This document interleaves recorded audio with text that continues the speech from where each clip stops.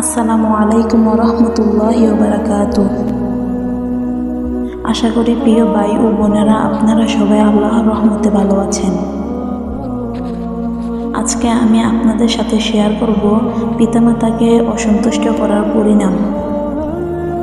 আশা করি আপনারা সবাই সম্পূর্ণ ভিডিওটি দেখবেন এবং ভালো লাগলে লাইক কমেন্ট শেয়ার করে পাশে থাকবেন।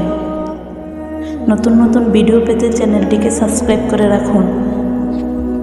চলুন আর কথা না বাড়িয়ে শুরু করি। ইমাম তাবরানী, ইমাম আহমদ একটি ঘটনা বর্ণনা করেছেন। রাসূল সাল্লাল্লাহু আলাইহি সাল্লামের যুগে আলকামা নামে মদিনায় এক যুবক বাস করত।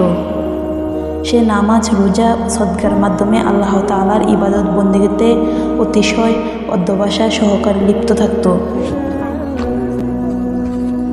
একবার সে কঠিন রোগে আক্রান্ত হলো।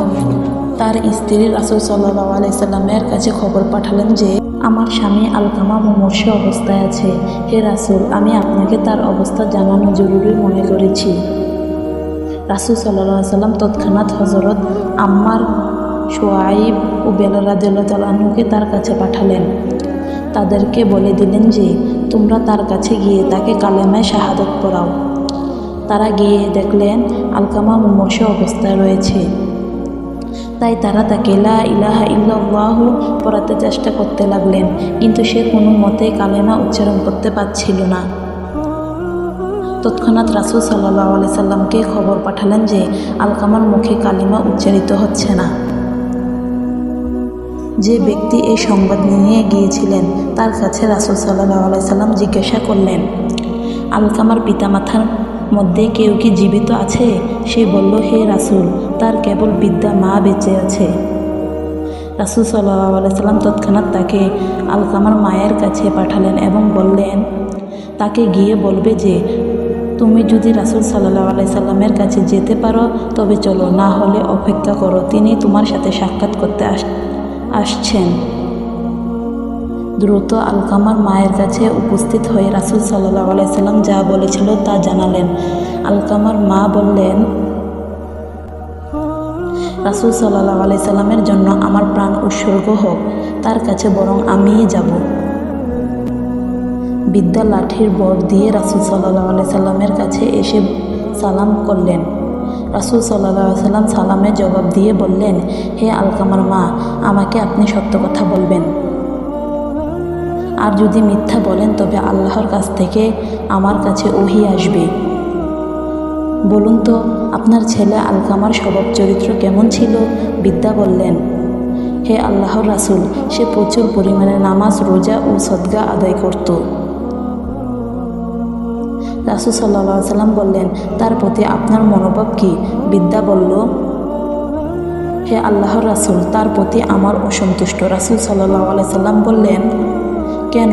বিদ্যা বলল, সে তার স্ত্রীকে আমার উপর অগ্রাধিকার দিত এবং আমার আদেশ অমান্য করত। রাসূল সাল্লাল্লাহু আলাইহি সাল্লাম বললেন, আলকামার মায়ের অসন্তুষ্ট হেতু কালিমা উচ্চারণে আলকামার জিহ্বা আড়ষ্ট হয়ে গেছে। তারপর রাসূল সাল্লাল্লাহু আলাইহি সাল্লাম বললেন, হে বিলাল, যাও আমার জন্য প্রচুর পরিমাণের কাষ্ঠ জোগাড় করে নিয়ে আসো। বিদ্যা বললেন, হে আল্লাহর রাসূল, কাষ্ঠ দিয়ে কি করবেন? রাসূল সাল্লাল্লাহু আলাইহি সাল্লাম বললেন, আমি ওকে আপনার সামনে আগুন দিয়ে পুড়িয়ে দেব। বিদ্যা বলল, হে আল্লাহর রাসূল, আমার সামনে আমার ছেলেকে আগুন দিয়ে পুড়াবেন? তা আমি সহ্য করতে পারবো না। রাসূল সাল্লাল্লাহু আলাইহি সাল্লাম বললেন, ও হে আলকামার মা, আল্লাহর আযাব এর চেয়ে কঠিন এবং দীর্ঘস্থায়ী। এখন আপনি কি চান যে আল্লাহ আপনার ছেলেকে মাফ করে দিক? তাহলে তাকে আপনি মাফ করে দিন, বরং তার উপর সন্তুষ্ট হয়ে যান। অন্যথায় যে আল্লাহর হাতে আপনার প্রাণ, তার কসম, যতক্ষণ আপনি তার উপর অসন্তুষ্ট থাকবেন ততক্ষণ নামাজ, রোজা ও সদকা দিয়ে আলকামার কোনো লাভ হবে না। এই কথা শুনে আলকামার মা বললেন, হে আল্লাহর রাসূল, আমি আল্লাহকে, আল্লাহর ফেরেশতাদেরকে এবং এখানে যে সকল মুসলমানরা উপস্থিত তাদের সকলকে সাক্ষী রেখে বলছি যে আমি আমার ছেলে আলকামার উপর সন্তুষ্ট হয়ে গিয়েছি।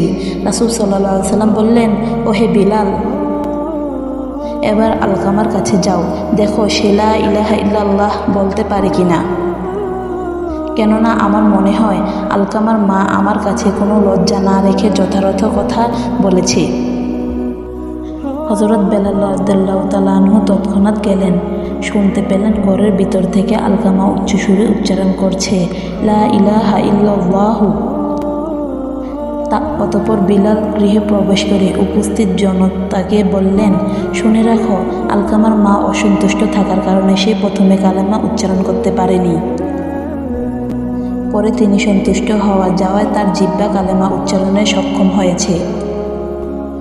অতঃপর আলকামা সেই দিনে মারা যায় এবং রাসূল সাল্লাল্লাহু আলাইহি সাল্লাম নিজে উপস্থিত হয়ে তার গোসল ও কাফনের নির্দেশ দেন, জানাজার নামাজ পড়ান এবং দাফন শরীকে হন। অতঃপর তার কবরে দাঁড়িয়ে রাসূল সাল্লাল্লাহু আলাইহি সাল্লাম বললেন, হে আনসার ও মুহাজিরগণ, যে ব্যক্তি মায়ের উপর স্ত্রীর অগ্রাধিকার দেয় তার উপর আল্লাহ, ফেরেশতাগণ ও সকল মানুষের অভিশপ্ত। আল্লাহ তার পক্ষে কোনো সুপারিশ কবুল করবেন না। কেবল তওবা করেই মায়ের প্রতি সদ্ব্যবহার করে তাকে সন্তুষ্ট করলে নিস্তার হবে। মনে রাখবে, মায়ের সন্তুষ্টিতে আল্লাহ সন্তুষ্ট, মায়ের অসন্তুষ্টিতে আল্লাহ অসন্তুষ্ট।